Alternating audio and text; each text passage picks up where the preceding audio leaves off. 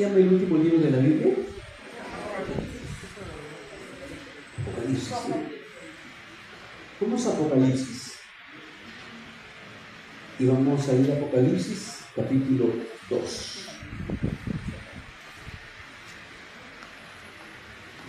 Apocalipsis, capítulo 2.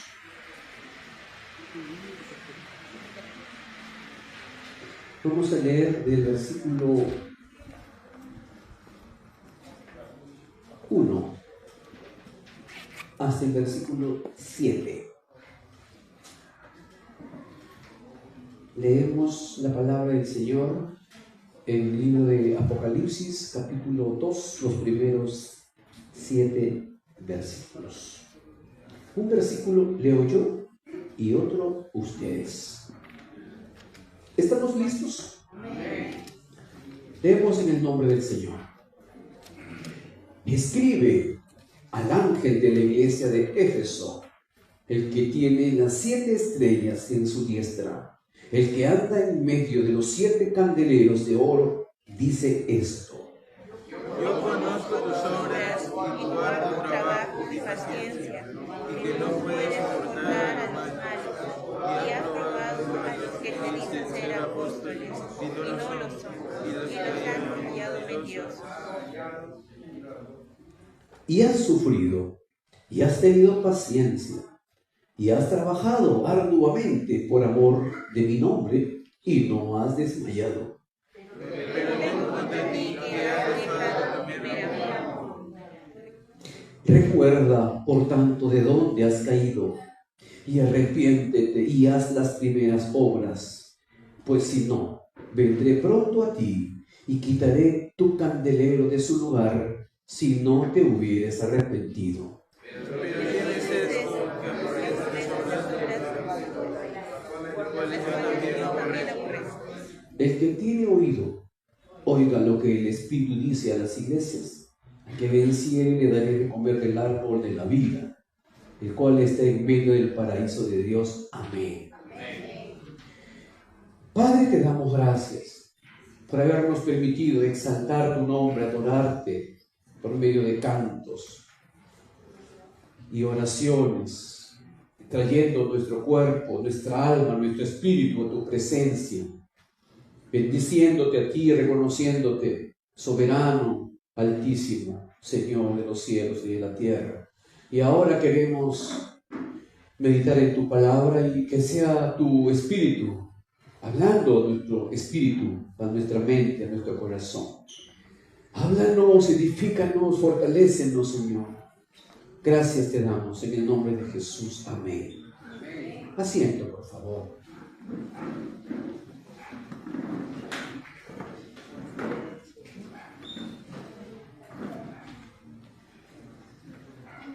Una seria advertencia es el título de esta meditación. Una seria advertencia. El libro de Apocalipsis es un libro muy interesante. Es el último libro de la Biblia, escrito por el último apóstol vivo, Juan. Cuando Juan, el apóstol, fue llamado por Jesús, era un jovencito. No tenía más de 18 años. Algunos dicen que tenía 16, 17, 18 años. Él era el menor, el Benjamín, el menorcito. Pero no solamente era el menor, sino también era una persona cercana a Jesús, muy cercana a Jesús. Él era el hermano o una especie de primo muy cercano a Jesús. Todos los demás discípulos eran mayores por decir 30, 40 años. Pero él era el menor y él era el más cercano. Él era el que amaba incondicionalmente. Los mayores tienen mayor capacidad de razonamiento, ya calculan. Como los mayores hemos sido decepcionados, ahora nos acercamos con mayor criterio. Ya no es como aquella niña adolescente que un hombre le dice: qué bonita eres, y ya se emociona. Ahora ya tiene 40 años, que le digan 20, ya no se emociona, y ya sabe que son mañosos. Igualito es. Entonces, los mayores calculan, Pero Juan era un discípulo amado. Él era un apóstol más joven y él era apasionado. Y él estaba cerca de Jesús y él era un incondicional discípulo, Juan. Ahora pues Juan ya era viejo al escribir Apocalipsis. Él había quedado, tendría entre 90 a 100 años aproximadamente este Juan. Y lo habían querido matar, dice la historia, no la Biblia, que lo habían querido matar. Dice que la forma como morían los discípulos era terrible. No era pues en un hospital rodeado de sus hermanos orando para que mueran. Así cualquiera muere, ¿no? Así como quisiéramos morir al costado de mi esposo, mi hijo, mis 11 hijos, mis 20 nietos que oren por mí. Es una muerte muy cómoda. Vamos, los muertos cristianos de ese tiempo morían degollados, morían atravesados, morían quemados. Dice que la historia, no la Biblia, sino que la historia dice que Juan lo habían querido matar en una sartén hirviendo de aceite. Y era una cosa gigante, así como venden chicharrones y ponen bien caliente para que pongan los chicharrones ahí, hicieron un perol muy grande y lo metieron a Juan ahí. Y dice, cuando Juan estaba ahí, el aceite perdió su valor y no lo pudieron matar. No dice la palabra, dice la historia. Y como no lo pusieron matar, lo llevaron a la isla de Patmos y lo dejaron ahí escondido para que no hablara nadie lo que Dios había hecho en su vida. La gente quiere opacar el evangelio. La gente quiere opacar tu vida. La gente quiere que tú no hables de Jesús. La gente quiere anular tu testimonio. Eso es lo que el diablo quiere. A Juan lo llevaron a la isla de Patmos y allá lo encerraron para que su testimonio no impacte en la sociedad. Por eso que Jesucristo decía, Señor, te pido por estos, no que los apartes del mundo, sino que los apartes del mal. En el mundo están y ahí deben de alumbrar, ahí deben de predicar. No para que nos apartemos, sino para que en medio de la adversidad seamos luz y seamos sal. Tenemos que marcar la diferencia, tenemos que alumbrar como cristianos. ¿Me entiende, hermano?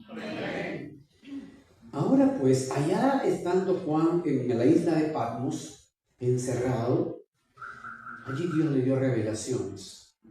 Dios le inspiró. Y una vez que lo inspiró, le dijo el Señor, vas a escribir y le vas a mandar a las iglesias que están perseguidas. Pero le vas a mandar no con una narrativa común, sino con una narrativa simbólica. Y empieza Juan a escribir Apocalipsis de una manera simbólica. Entonces, la narrativa de Apocalipsis es simbólica. Y el propósito de estas cartas, de esta carta de Apocalipsis, era a las iglesias que estaban perseguidas, dispersas por todo el mundo desde ese tiempo. Y la primera carta que escribe el apóstol Juan en la primera iglesia es la iglesia de Éfeso. La iglesia de Éfeso era una iglesia, quizá la iglesia madre de todas ellas, las demás. La iglesia de Éfeso era una iglesia muy, muy fuerte. Por historia, en el libro de los Hechos vemos cómo la iglesia llega a Éfeso. Ahí había una diosa que se llamaba Diana. Todo el mundo quería a Diana, era como un señor de los milagros en Lima, ¿no? Y entonces era la diosa Diana, tenía templo maravilloso, había una economía religiosa tremenda, la gente vivía del comercio de Diana. Y allí fue a predicar el cristianismo, diciendo que eso era pecado. Y no era fácil predicar a una ciudad entregada a la idolatría, predicarle de Jesucristo no era nada fácil. Entonces han sido perseguidos, han sido maltratados, y los cristianos eran así en el primer siglo. Hoy día ser cristiano es una ganga, ¿no? Es una maravilla. Ser cristiano es fácil. Pasamos piolita por la gente, no decimos nada, tomamos un traguito para que no nos hagan nada y bailamos una piecita para que no digan que somos fanáticos.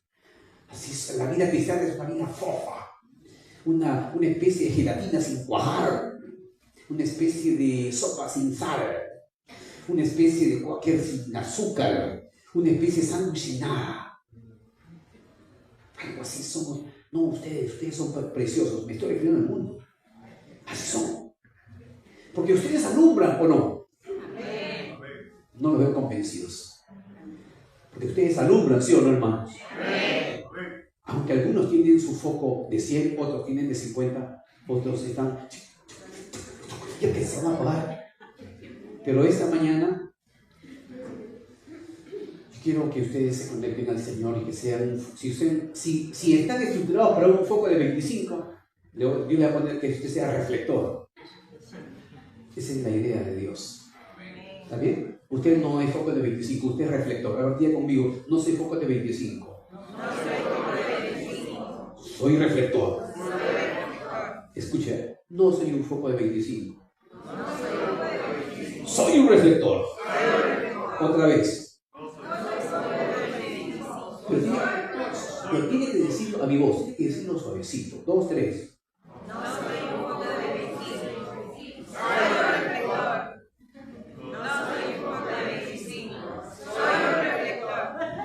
No me satisface. Dios quiere que seamos reflectores en este mundo. Mire, si no somos eso, la inmundicia del mundo, la perversidad, la oscuridad, va a ingresar. Va a ingresar. Va a ingresar. Va a ingresar por los espacios de la puerta, por los espacios de la ventana, por el techo que está libre. Va a ingresar la oscuridad. Si no somos reflectores, la oscuridad va a ingresar. Va a ingresar por algún hueco por donde ingresan las ratas, por ahí va a ingresar la oscuridad. Tenemos que cerrar todo edificio a la oscuridad. Tenemos que ser luz. Esa es la idea de hoy. Entonces, la iglesia del tiempo de Juan, no todas las iglesias estaban bien. Y el apóstol Juan, Dios a través del apóstol Juan, había Dios hecho el diagnóstico de cada iglesia. Dios conoce la realidad de cada iglesia. Porque la iglesia no le pertenece a Jesús vive ni a Alfredo Benítez, le pertenece a Jesús. Y el Señor sabe el diagnóstico de cada iglesia en el mundo. Él conoce quién está predicando, quién está enseñando la vida de la iglesia. El Señor conoce, porque esta es la iglesia del Señor. Él la compró con su sangre. Nosotros solo somos servidores momentáneos. El dueño de la iglesia es el Señor. Y como Él ya conoce el diagnóstico de todas las iglesias, inspira a Juan para que Juan escriba a las iglesias, representando a las iglesias del mundo. Y la primera iglesia que escribe es la iglesia de Éfeso. Y podemos ver la iglesia de Éfeso, una iglesia potente y poderosa. Observen, escribe al ángel de la iglesia de Éfeso. Cuando dice escribe al ángel, la palabra ángel en el griego significa el predicador, el responsable, el que habla, el predicador, el pastor en la iglesia de Éfeso. A eso se refiere. Escribe al ángel de la iglesia de Éfeso. ¿Y por qué no dice predicador en vez de poner ángel? Porque era una estrategia del apóstol para que no se develara que están escribiendo de dónde a dónde. Entonces utilizó un lenguaje simbólico. Por eso le dice, escribe al ángel de la iglesia de Éfeso. Entonces, si yo no soy creyente y encuentro ese libro al ángel, es un libro místico, religioso, que no tiene mayor significado para ellos. Pero el ángel significa predicador. Escribe al ángel de la iglesia de Éfeso. Era el pastor, el que tiene las 7 iglesias. Ahora ya está el destinatario, el pastor de la iglesia de Éfeso. Ahora el escritor, el que tiene las 7 estrellas en su diestra. Las 7 estrellas son las 7 iglesias.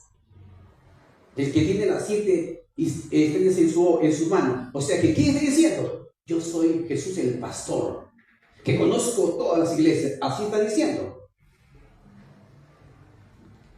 El que tiene las 7 estrellas en su diestra. El que anda en medio de los 7 candeleros de oro. El que todo lo conoce. El que todo lo sabe. Te está representando quién es Él. Con una mente humana natural no lo van a entender, pero los creyentes sí. Entonces le dice, escribe al ángel, el predicador, el que tiene las 7 estrellas, Jesucristo. Mire el versículo 2. Ahora usted lea el versículo 2. Estamos haciendo un estudio breve del texto bíblico. 2, 3. A ver, Clodito, juntitos como soldados. 2, 3.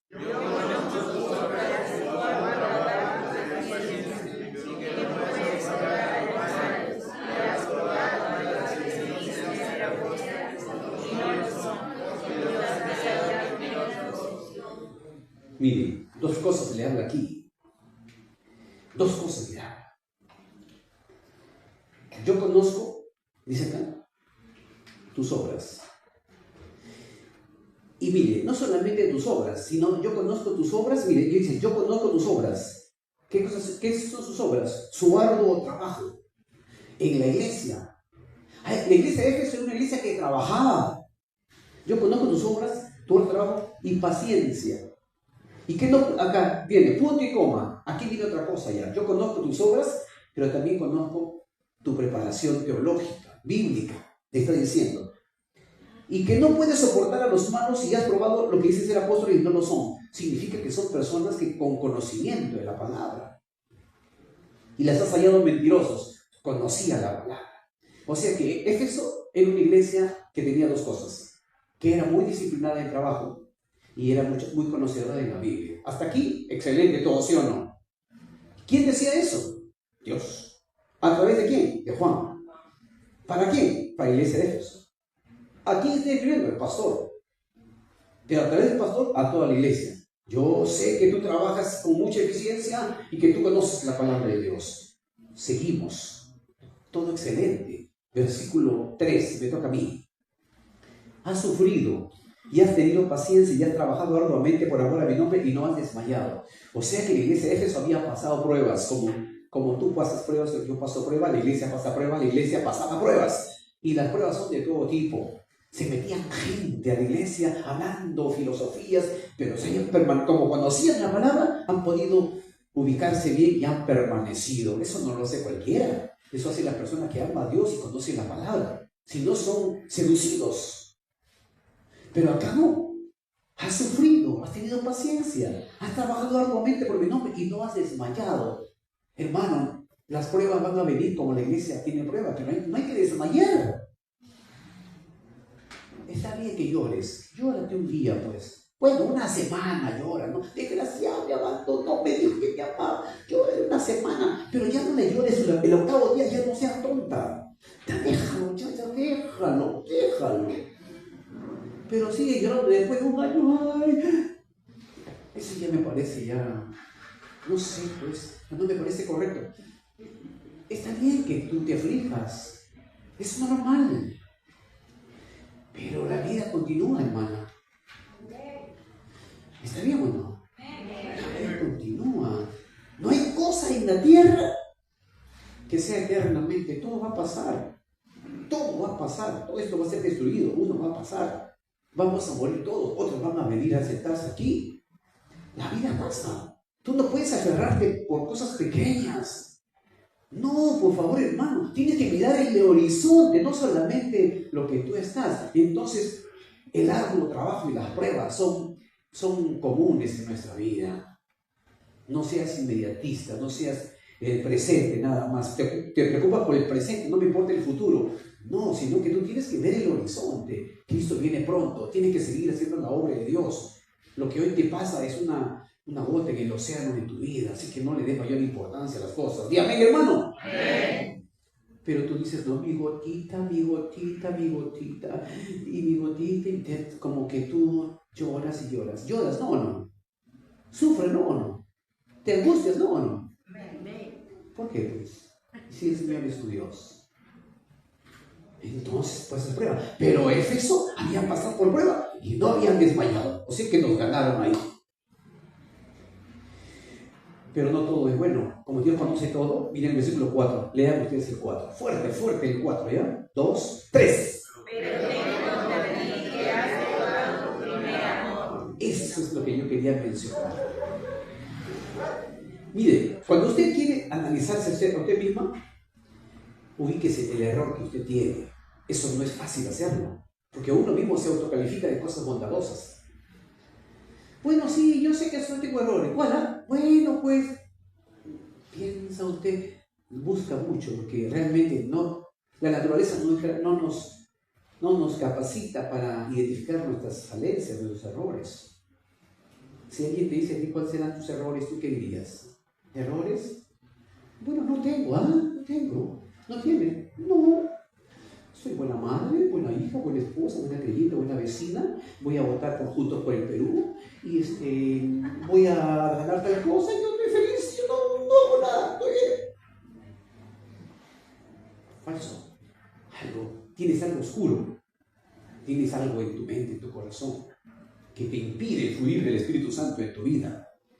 Si no fueras otro, si no fueras otra. Hay algo que está dentro de ti que está oponiéndose al fluir de Dios. Dios conoce qué cosa es lo que hay negativo en la vida. Y es por eso que el versículo 4 es clave. De ahí cambia todo el mensaje. Está bien, yo conozco tus obras, que eres fiel y haces las cosas arduamente, te esfuerzas, todo está bien. Pero hay algo que está mal. Y le dice, pero tengo contra ti que has dejado tu primer amor. Solo me quiero referir a este versículo 4 cosas. La primera, has dejado. Sobre eso quiero decirle. Usted tiene que entender lo que hoy día quiero compartir, lo que Dios ha puesto en mi corazón para usted. Le voy a decir una cosa. El peligro de la iglesia de este tiempo es que la iglesia está debilitada. Está confundida, está aturdida. La iglesia está oprimida. El diablo ha seducido, el mundo seduce, el pecado seduce. Y uno hace caso a eso y se debilita. Hemos caído como Eva, hemos dado oídos al diablo y al mundo y no oímos a Dios. Entonces, al oír tener una orejota para el mundo y una orejita para Dios, entonces la orejota vamos a recibir todas las cosas del mundo y vamos a empezar a deformar nuestro concepto de Dios. Y entonces, hoy día yo quiero que entiendan lo siguiente. Dios quiere que nosotros cambiemos de actitud, que escuchemos a Dios más que al mundo. Entonces Dios le dice a Éfeso, tengo contra ti algo. A Dios no le gusta, a Dios no le agrada lo que hoy día vamos a hablar. No le gusta que hayamos dejado a Él y a su obra.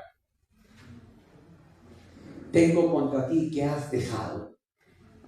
He analizado la palabra has dejado. ¿Qué significa? La palabra has dejado significa dejar a Dios y a su obra.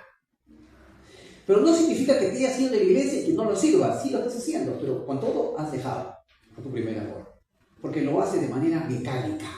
Lo haces con fastidio. Lo haces por costumbre. Lo haces porque tienes que venir. Pero no lo haces con tu primer amor. Es como que cuando todavía no me casaba con mi esposa y me decía, Doris, me decía, Alfredo, nos vemos en la Teatro Salamanca a las 4 de la tarde. Entonces ese día yo me levantaba y estaba pensando a las 4 de la tarde, pensaba, hoy día ese día, ¿qué me voy a poner? ¿Qué voy a ir? ¿Qué voy a hacer? ¿Qué medias me voy a poner? ¿Qué me voy a poner? Tengo dinero, entonces ¿a qué hora es? Ya estaba yo todo el día, ya es las 12, ya es la 1, ya es las 2, ya es las 3, ya a las 4 ya me voy, porque a las 4, a las 3, a las 4 voy a estar ahí. Y entonces voy tranquilo, para que no se arrugue la camisa. Y uno está ahí a las 4, 5 para las 4, 10 para las 4, el galán esperando. Yo me preocupo, porque era mi primer amor. ¿Está bien? Después de 38 años. Hermana, la experiencia le habla. Entonces, nos encontramos el Alfredito de tal lugar, correcto, yo ya sé. Entonces yo ya sé que ella tardó, casi nunca es puntual. Entonces yo le saco la cuenta. Me he dicho las 3:40 llegará. Entonces yo voy 3:35.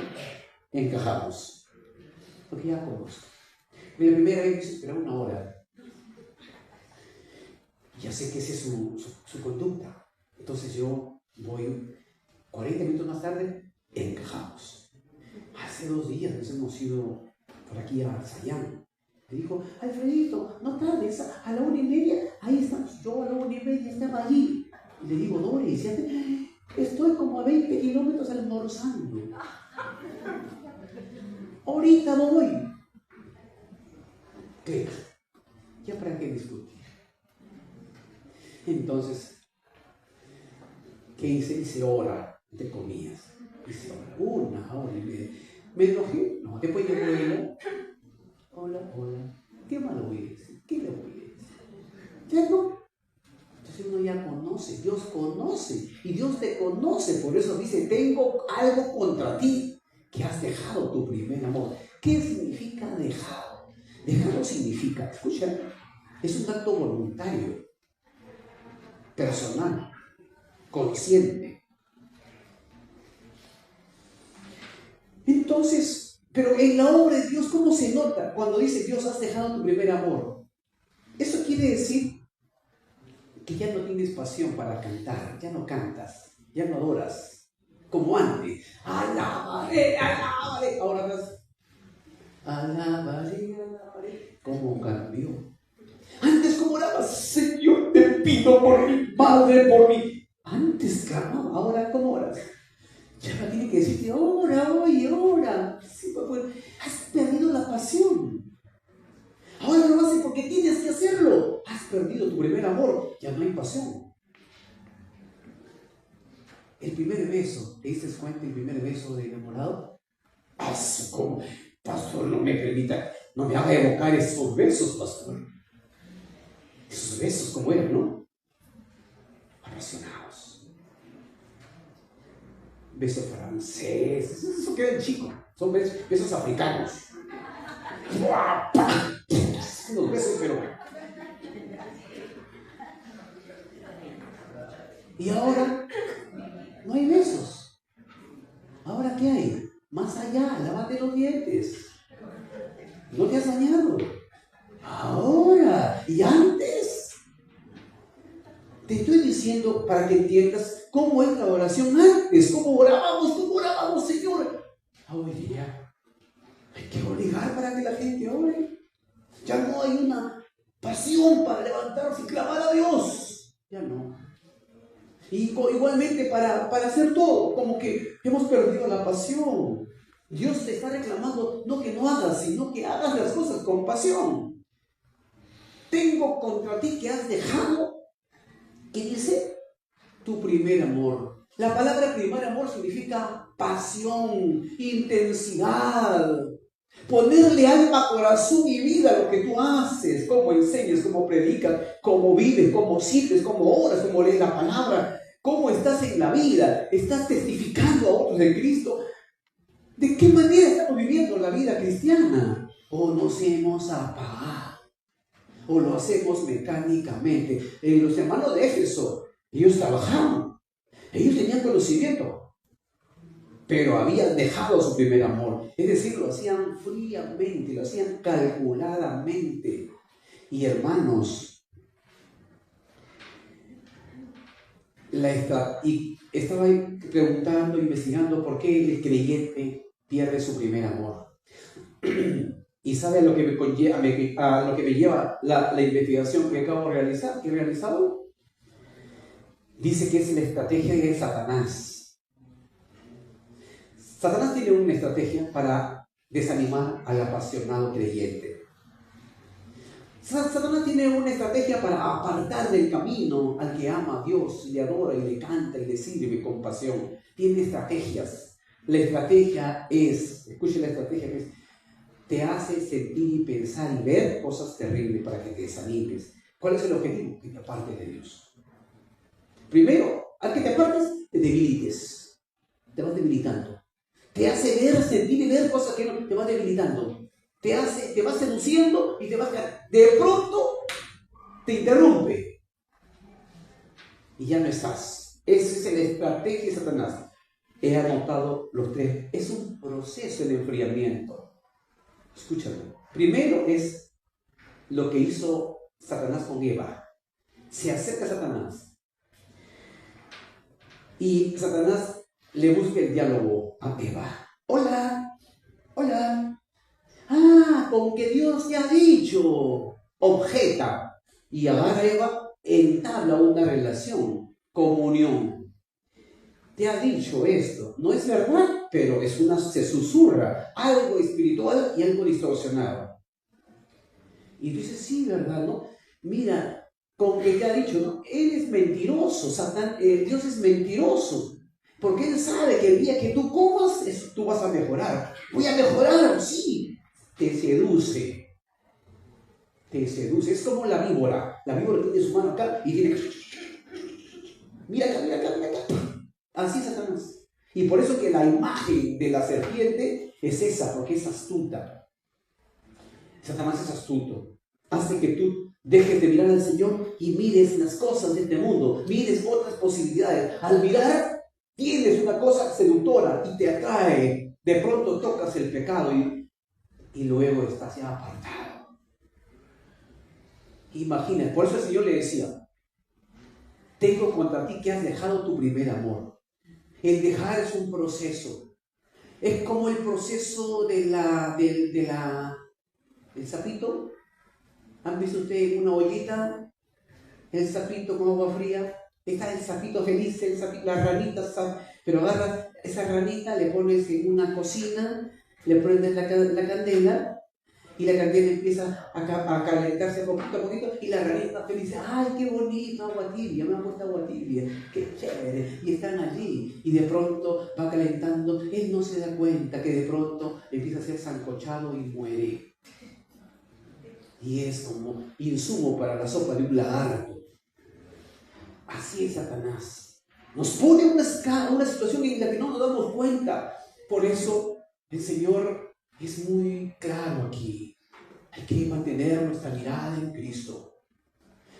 Dice acá, tengo contra ti que has dejado tu primer amor. Ese dejar el primer amor es un proceso. Hay que tener cuidado. Entonces, el proceso es atender el mundo, ser seducido y tocar el pecado. Eso es el mismo procedimiento de ahora. Nos plantea una seducción diferente. Nos seduce.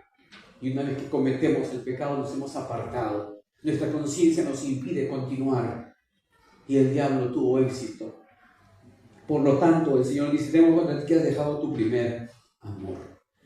Y nosotros estamos en la iglesia, pero ya hemos dejado tu primer amor. No nos hemos apartado, pero hemos dejado su primer amor. No tenemos pasión, no tenemos santidad. ¿Amén? Pregúntese, ¿hay pasión en lo que usted hace? Segundo, ¿hay santidad en lo que hace? ¿Hay amor en lo que usted hace? ¿Hay humildad, hay ternura en lo que usted hace? Si es que usted me dice, no hay pasión, no hay ternura, no hay santidad, estoy haciendo las cosas a un pecado, entonces estás en ese proceso de adormecimiento, un proceso de estás apartando de Dios. Vuelve al Señor.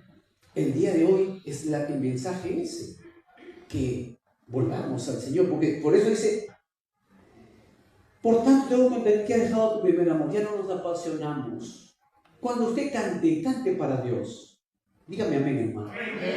Cuando usted adórele al Señor, olvídese de los hermanos, adore al Señor, levanta tus manos, y te amo, Señor, no te ve mis ojos, pero yo sé que tú estás aquí, te adoro, te amo, te respeto. Y cuando esté cantando, cante al Señor con alegría. No cante seco. Su dedito mirando otra parte. Eso está demostrando que ya se apartó, ya no hay pasión. Y cuando usted esté sirviendo al Señor, hágalo para Dios. Si alguien le dice, hermano, va a servir, amén, hermano, Dios le da la oportunidad de servirle. Y hay que servirle con todo el corazón. No le sirva con tibieza, a nada, para cumplir. No, hágalo con pasión, con responsabilidad, con orden, con santidad. Cuide su cuerpo, su alma, su espíritu. Prepárese en todo. Priorice al Señor, que sea Él la prioridad y no que sea otro la prioridad. Acá debemos estar todos. No estamos. Solamente por trabajo obligatorio no debe estar acá. O porque está usted enfermo. Nada más. Habrá uno que otro día que no pueda venir. Pero que no sea una frecuencia porque no está dando prioridad al Señor. Dígame, hermano. Por lo tanto, la primera cosa es evidencia, ¿qué cosa? Si no tienes pasión, si no tienes ternura, no tienes humildad, preocúpate. Tú tienes que tener pasión por lo que haces. Debes tener amor, humildad, sencillez, ternura para hacer las cosas de Dios. En segundo lugar, el Señor le dice, en el versículo 5, le da la alternativa.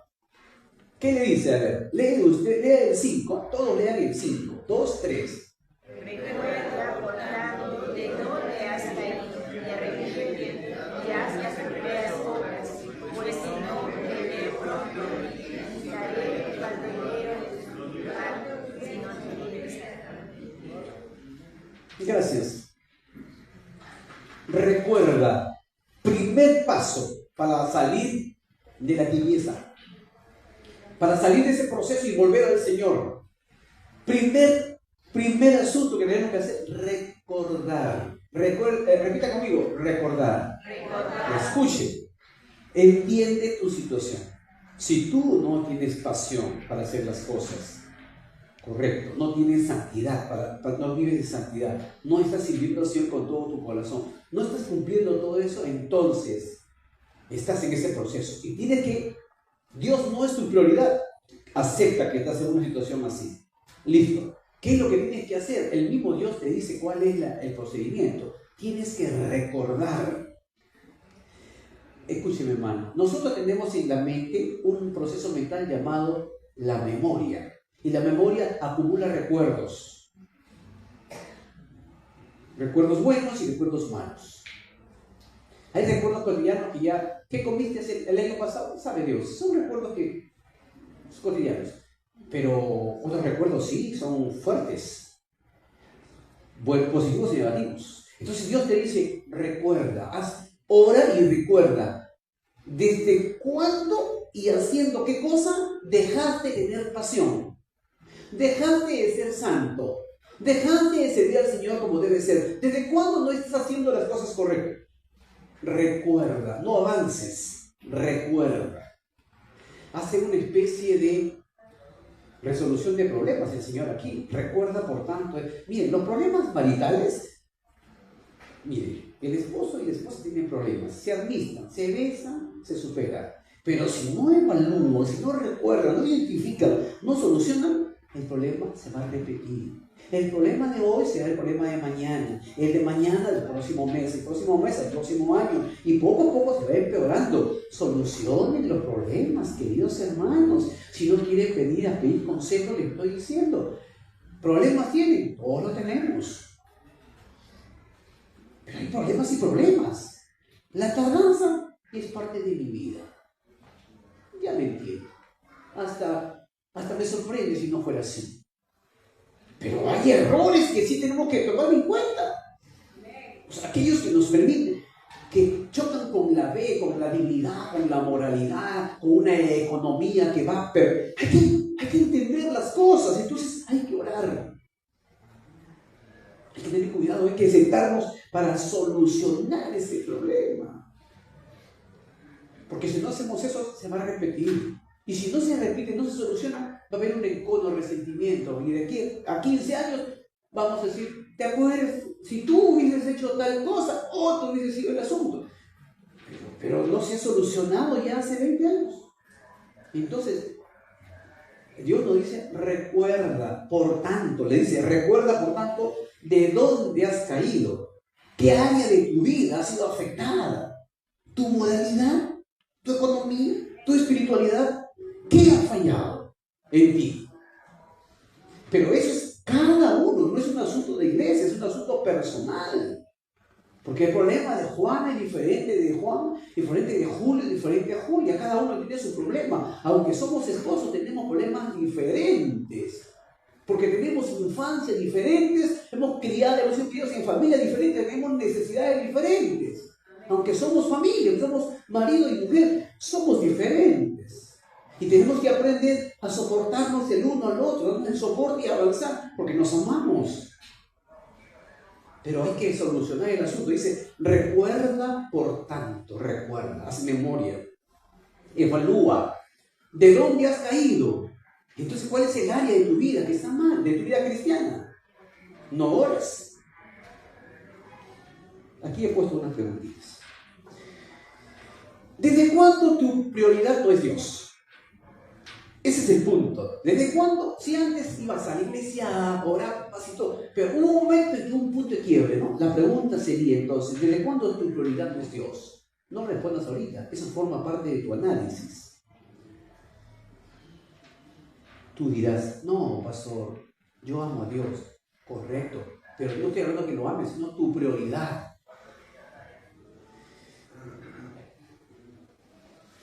Solamente hay 5 preguntas que he hecho, me respondes en tu mente, sí o no, nada más.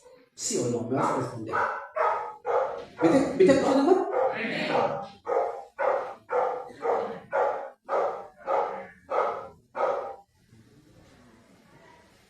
fervientemente cada día? ¿Oras fervientemente cada día?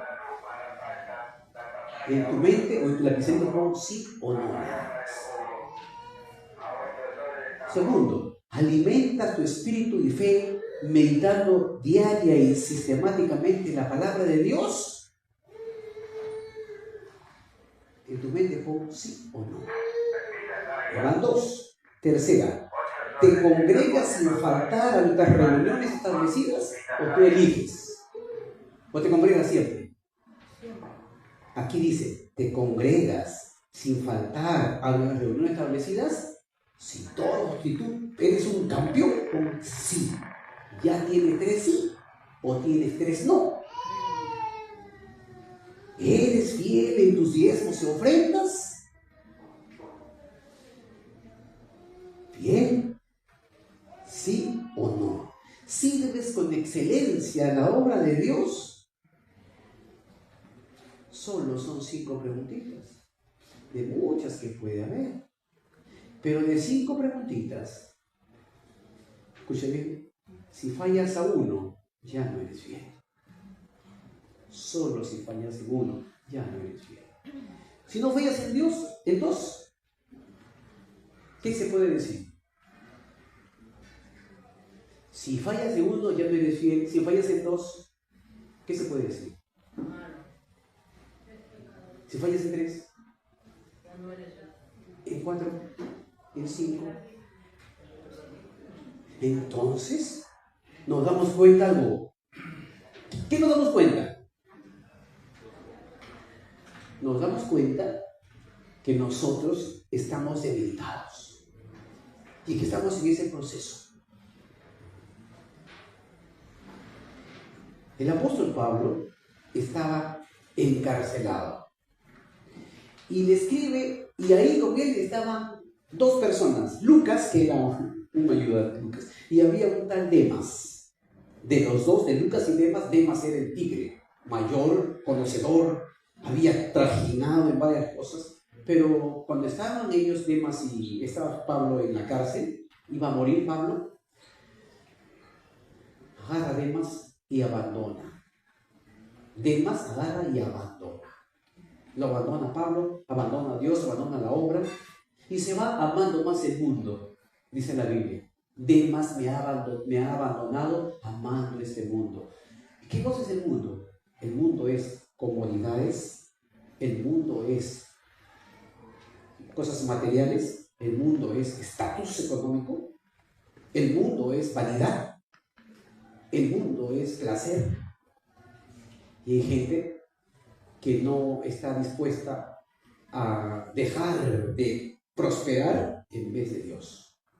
Y Demas, dice la palabra, abandonó a Pablo amando más el mundo. Y el apóstol Juan nos dice las 3 cosas que el mundo atrae, lo que acabo de mencionar, las cosas materiales, el estatus económico, las comodidades, el placer del mundo.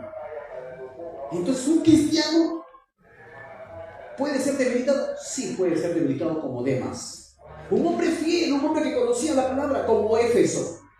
Hermano que hacía bien, pero Dios decía, tengo contra ti que has dejado tu primer amor. Por lo tanto te digo algo, recuerda, evalúa de dónde has caído. Pero no solamente eso, una vez que tú ya sabes, tienes que recordar de dónde has caído, cuándo empezó el asunto, 1 año, 2 años, 3 años, 5 años, ayer, no sé.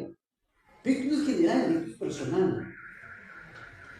Y dice la palabra de Dios en Apocalipsis capítulo, ¿qué hemos dicho?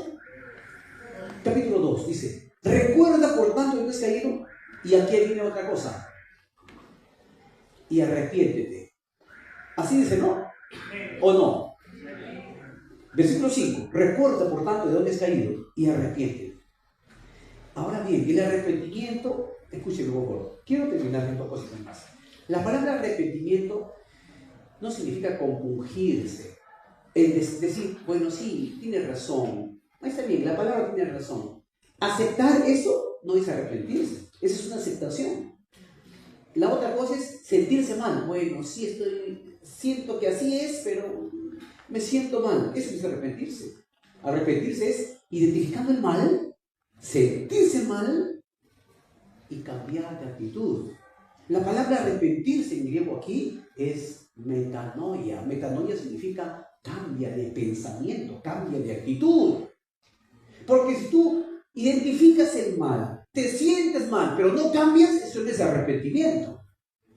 Arrepentimiento es entender que está mal, reconocer que estoy mal, apartarme de lo malo, nunca más lo hago. Ese es arrepentimiento. Arrepentimiento no es reconocer. Ya, perdóname. Ese ya reconoció, pero no se ha arrepentido. ¿Qué cosa es arrepentirse? Reconocer mi mal, sentirme mal y apartarme del mal. Recuerda, por tanto, de dónde has caído y arrepiéntete. Y una vez que te arrepientes, dice, haz las primeras obras. Cambia de actitud. Que tu actitud sea diferente. ¿Está bien? Cocina entonces. Lava entonces. Ven temprano a la casa entonces. Dame todo tu sueldo entonces. Salgamos a comprar juntos entonces. Demuestra que te has arrepentido. Hay mujeres y hombres que dicen, me arrepiento, ya, reconozco, ya te vengo. Eso es lo que quería, ¿no? Eso es lo que quería, ¿no? Que reconozca yo, ¿no?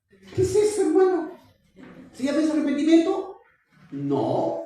Estás reconociendo, pero no te estás sintiendo mal. Porque si tú reconoces y te sientes mal, dirías, perdóname, Alfredito, perdóname, he llegado tarde, Alfredito, perdóname.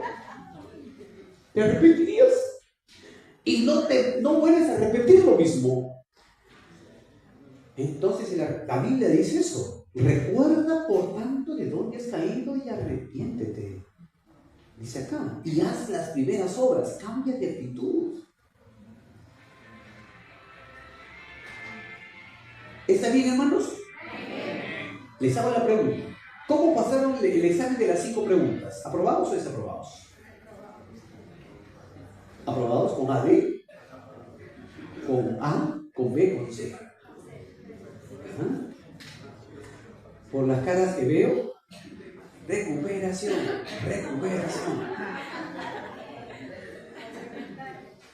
¿Cómo se dice en la universidad? ¿Cómo se dice? Sustitutorio. Ya, pero aquí viene y quiero finalizar.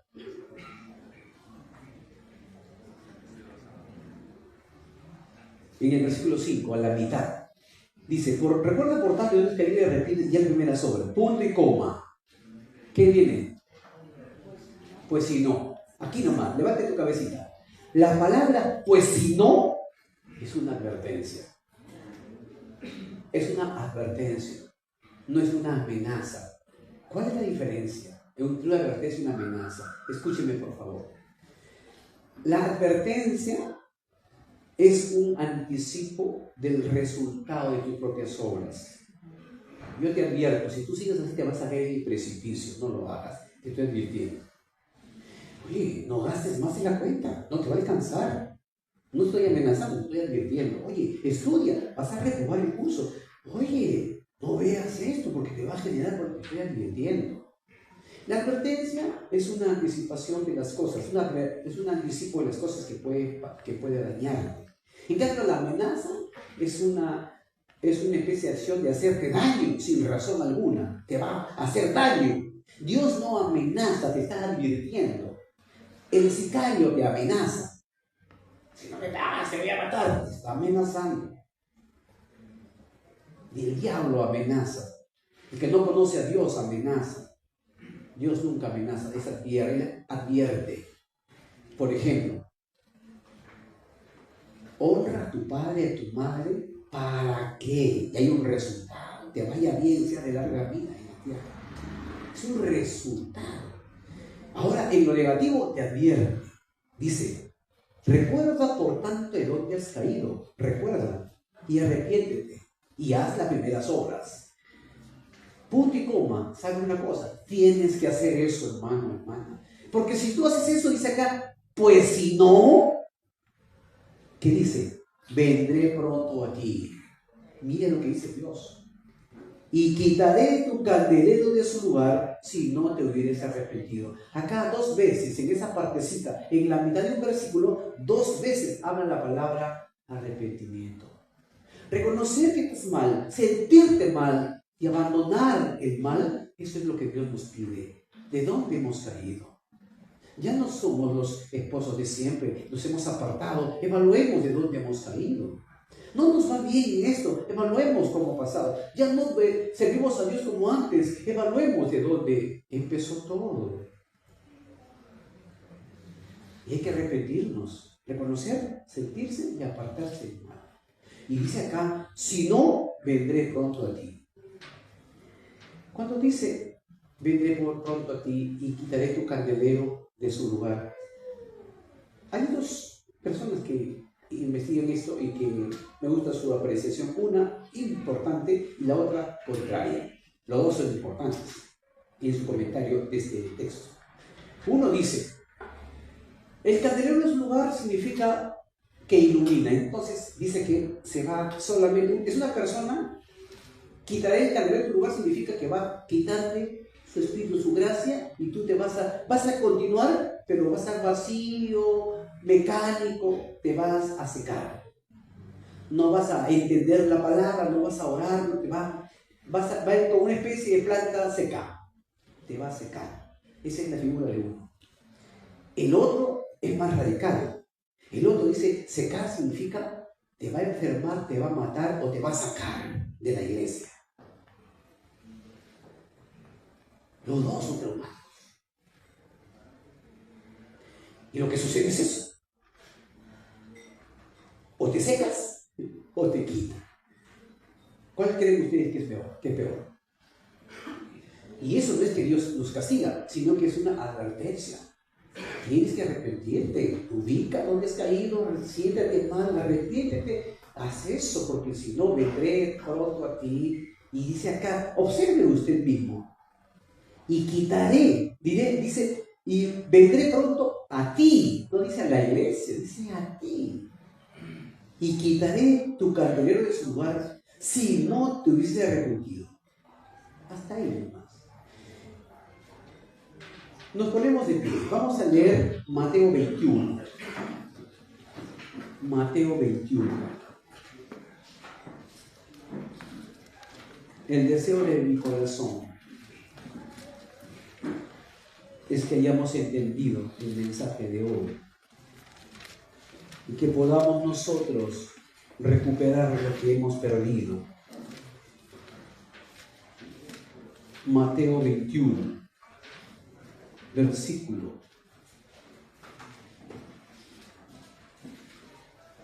18.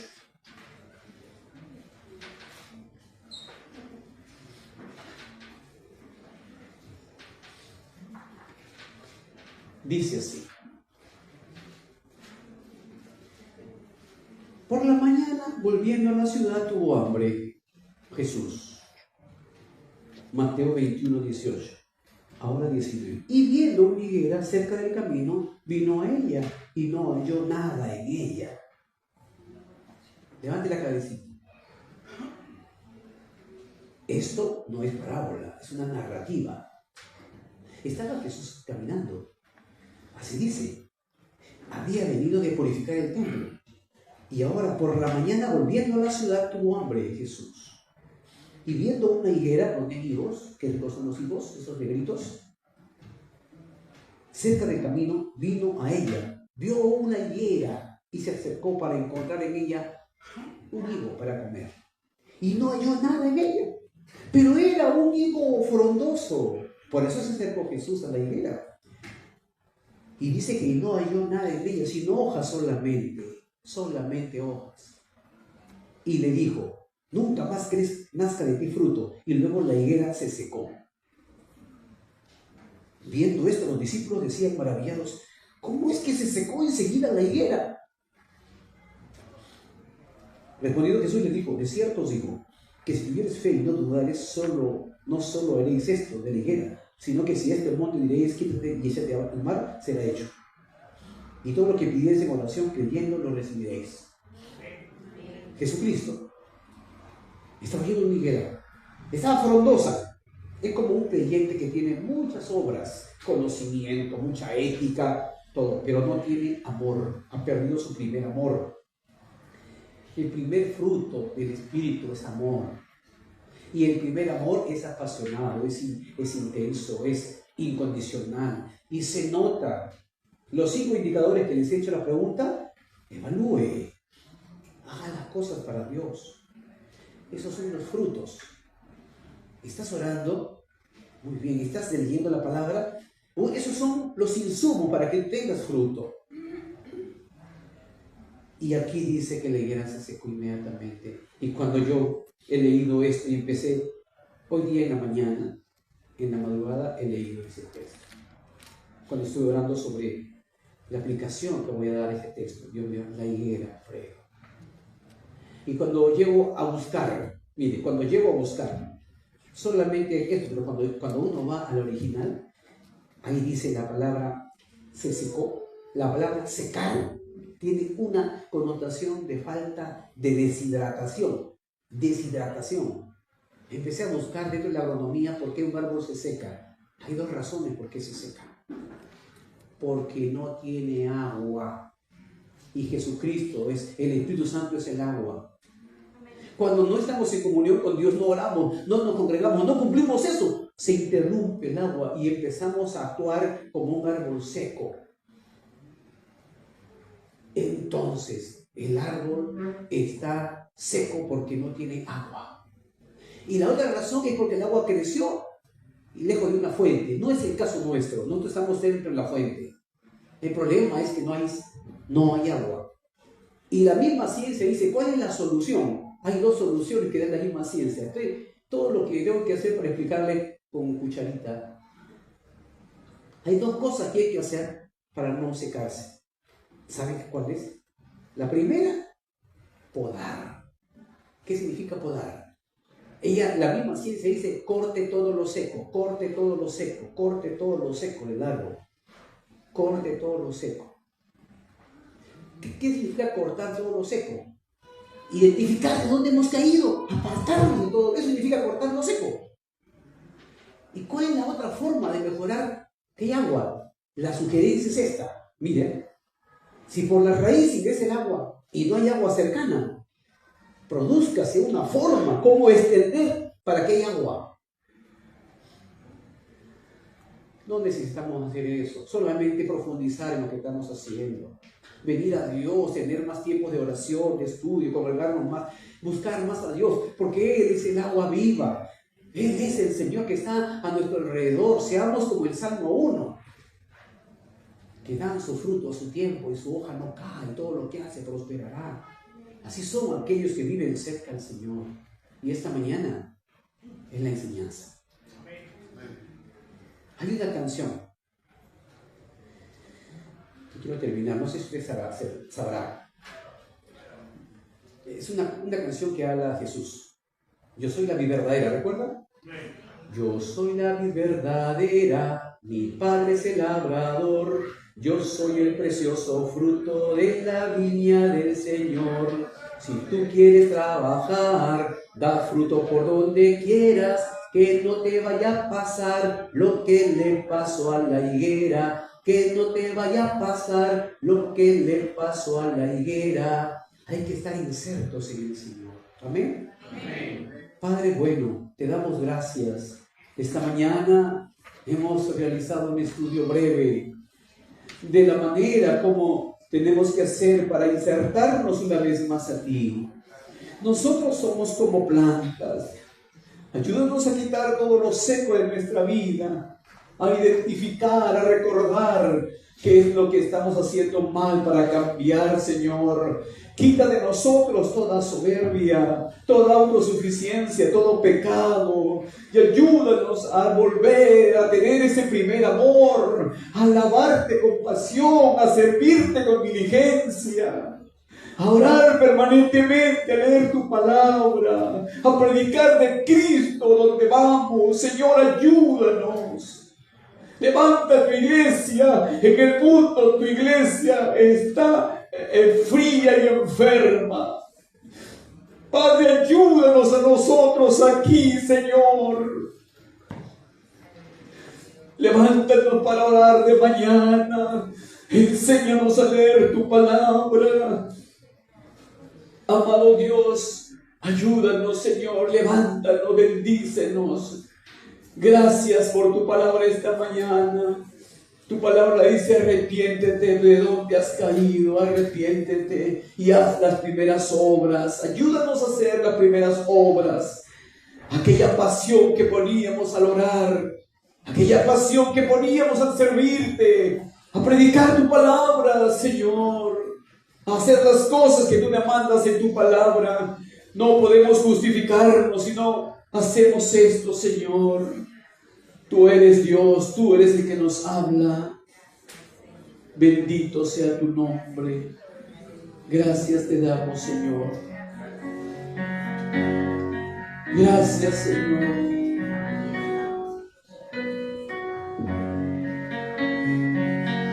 Aleluya.